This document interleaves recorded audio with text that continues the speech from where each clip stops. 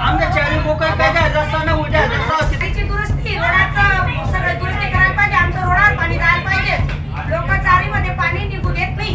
सगळं व्यवस्थित झालं शिवाय आम्ही हे करणार नाही.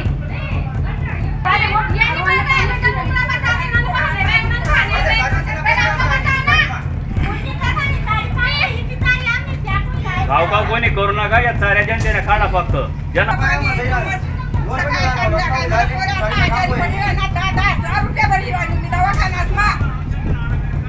आजारी पण नव्हता म्हणजे गरीबने खावं का काय करावं.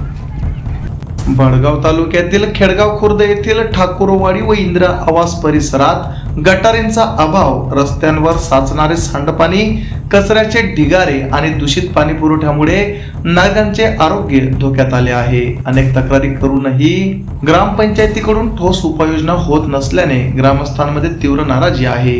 गावात कचरा संकलन व्यवस्था देखील कोलमडली असून घंटागाडी सेवा सुरू करण्याची मागणी नागरिकांकडून होत आहे. सांडपाणी रस्त्यावर व नदीत सोडले जात असल्याने दुर्गंधी व जलजन्य आजारांचा धोका अधिकच वाढला आहे. ट्रेन लाईव्ह न्यूजने सलग वृत्त प्रसारण केल्यानंतर तालुका आरोग्य अधिकारी डॉक्टर समाधान वाघ यांनी गावाची पाहणी केली. पाहणीत गटारीतील घाण, सांडपाण्याची समस्या आणि नदी प्रदूषणाचे प्रकार निदर्शनास आले. ग्रामस्थ विजय सोनोने व ग्रामस्थांनीही आरोग्यविषयक अडचणी अधिकाऱ्यांसमोर मांडल्या. दरम्यान ग्रामपंचायत परिसरातील ॲक्वा आरो फिल्टरचीही पाहणी करण्यात आली.